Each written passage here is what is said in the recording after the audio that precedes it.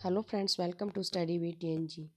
Indian history की इस class में हम 20 मोस्ट इम्पॉर्टेंट क्वेश्चंस को कवर करेंगे। तो सबसे पहला क्वेश्चन है हमारा, the national song of India Vande Mataram was written bye.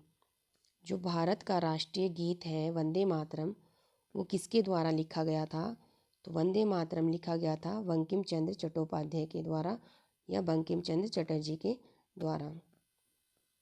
कब लिखा गया था? तो ये एक कविता थी और कविता के रूप में लिखी गई थी 7 नवंबर 1876 को, जो कि बंगाली और संस्कृत भाषा में लिखा गया था। किसके द्वारा? वंदे मातरम बंकिम चंद्र चटर्जी के द्वारा लिखी गई एक कविता थी। और अगर राष्ट्रगान की बात की जाए तो ये तो राष्ट्रगीत हो गया Vande Mataram.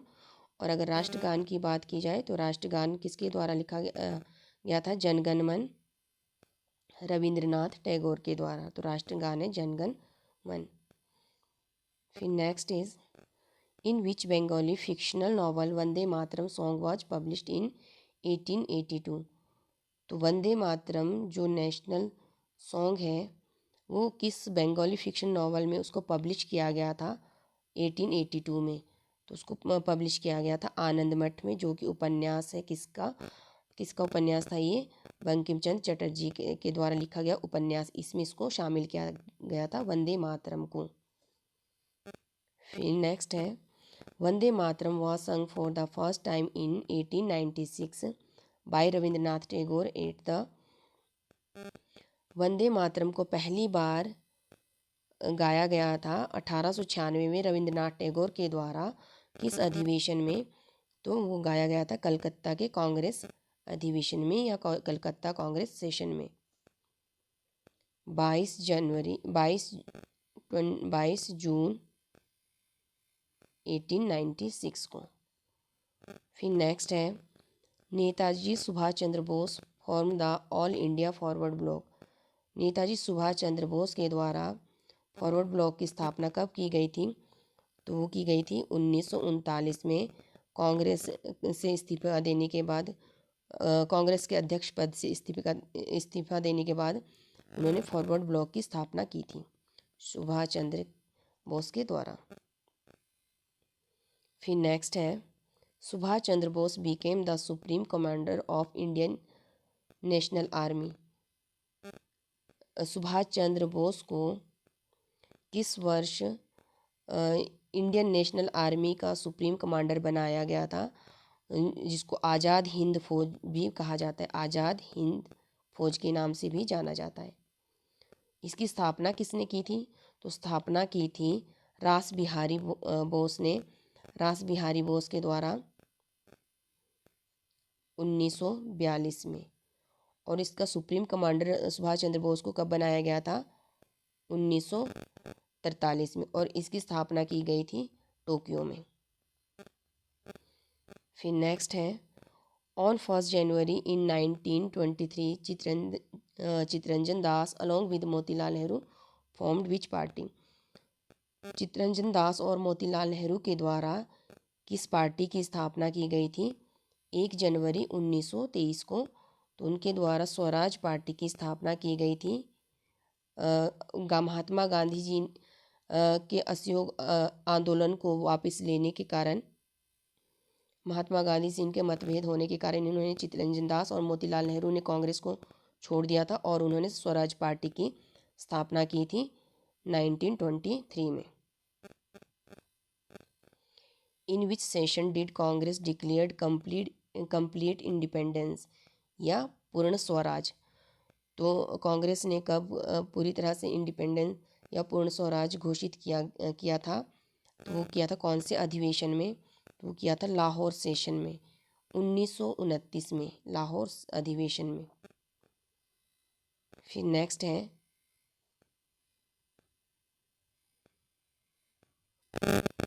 When was the first independence day unofficially celebrated before independence.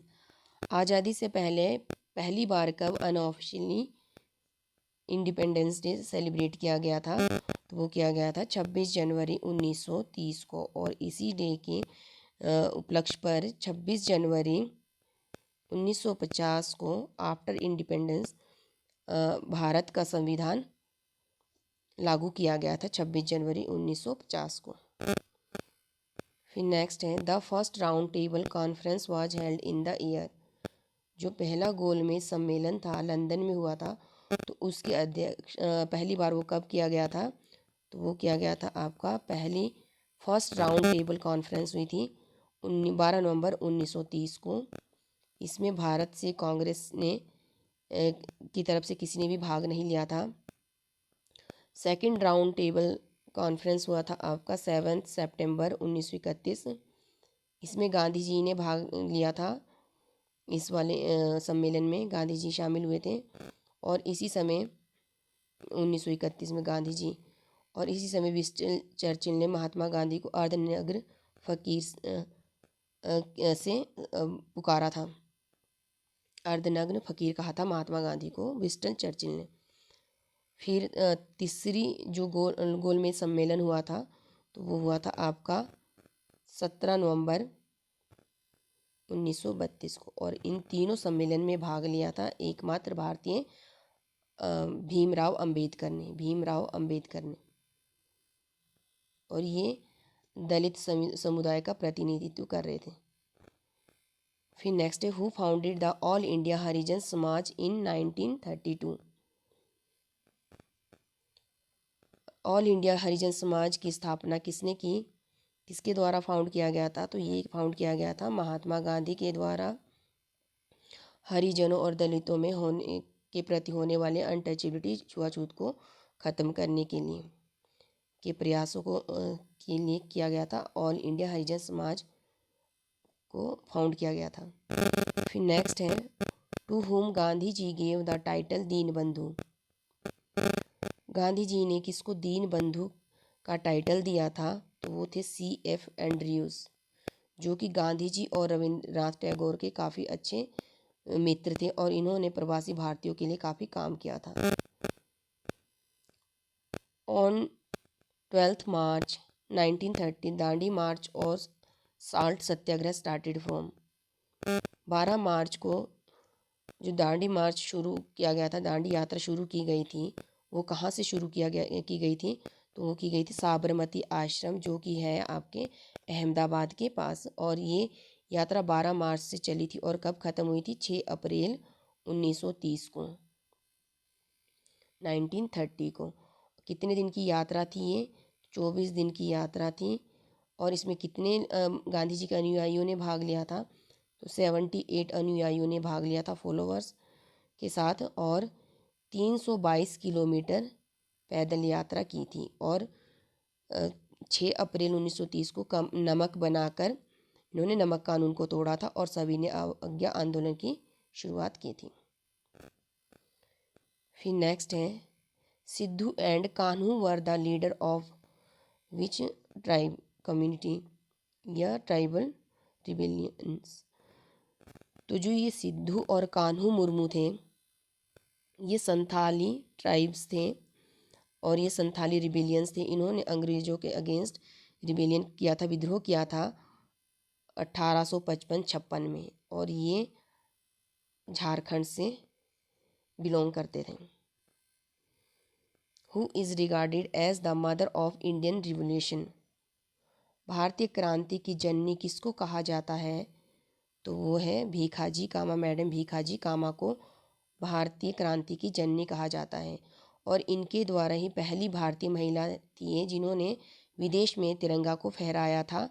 22 अगस्त 1907 को जर्मनी के स्टुअर्ट शहर में जर्मनी में भीखाजी कामा के द्वारा तिरंगा फहराया गया था। फिर नेक्स्ट है the first revolutionary organisation in Bengal was. Bengal का पहला रिवोल्यूशनरी ऑर्गेनाइजेशन या क्रांतिकारी संगठन कौन सा था, तो वो था अनुशीलन समिति। और अनुशीलन समिति की स्थापना किसके द्वारा संगठित किया गया था ये ऑर्गेनाइजेशन, तो इसको संगठित किया था सतीश चंद्र बोस ने। सतीश चंद्र बोस द्वारा संगठित की गई थी। फिर नेक्स्ट है who was the founder of Anushilan Samiti. तो अनुशीलन समिति के फाउंडर कौन थे? तो अनुशीलन समिति के फाउंडर थे सतीश चंद्र बसु। और ये कब फाउंड की गई थी? तो ये फाउंड की गई थी 1902 में। फिर नेक्स्ट है the Kakori conspiracy took place in the year. जो काकोरी षड्यंत्र हुआ था वो किस वर्ष हुआ था? तो ये हुआ था 1925 में।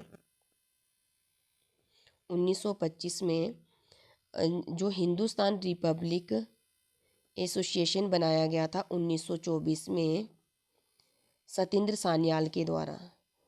तो इन्हीं के सदस्यों के द्वारा, इन्हीं की रणनीति के तहत भी ये काकोरी षड्यंत्र हुआ था, जिसमें ट्रेन रोबरी की गई थी। तो अंग्रेज़ों के, ब्रिटिशर्स के सरकारी खजाने को लूटा गया था। तो इसी कारण राम प्रसाद बिस्मिल, रोशन सिंह, राजेंद्र लाहिड़ी और अशफाक उल्ला खां और सत्येंद्र सान्याल, इनको अरेस्ट किया गया था। और इसमें से राम प्रसाद बिस्मिल, रोशन सिंह और राजेंद्र लाहिड़ी और अशफाक उल्ला खां को फांसी की सज़ा दी गई थी और सत्येंद्र सान्याल को उम्र कैद की सज़ा दी गई थी। तो काकोरी षड्यंत्र हुआ था आपका 1925 को। फिर नेक्स्ट है Hindu college was establish at Calcutta in which year. Hindu college, जिसको प्रेसिडेंसी कॉलेज कहा जाता है आज के टाइम में, तो इसको कब स्थापित किया गया था? तो इसको स्थापित किया गया था 20 जनवरी 1817 को, 1817 को। किसके द्वारा? राजा राम मोहन के द्वारा यह एस्टेब्लिश किया गया था हिंदू कॉलेज को कलकत्ता में। Who is establish Hindu College at Calcutta in 1817। तो हिंदू कॉलेज को किसके द्वारा एस्टेब्लिश किया गया? राजा राम मोहन राय के द्वारा एस्टेब्लिश किया गया था, इनके द्वारा स्थापित किया गया था हिंदू कॉलेज को। और राजा राम मोहन राय ने ब्रह्म समाज की स्थापना भी की थी। ब्रह्म समाज की स्थापना भी राजा राम मोहन के द्वारा की गई थी। कब? 1828 में। नेक्स्ट है who started Ganesh festival in Maharashtra. तो महाराष्ट्र में गणेश फेस्टिवल किसके द्वारा शुरू किया गया था? तो गणेश फेस्टिवल शुरू किया गया था बाल गंगाधर तिलक के द्वारा 1893 में। और इन्हीं के द्वारा शिवाजी महोत्सव भी शुरू किया गया था, फेस्टिवल को शुरू किया गया था।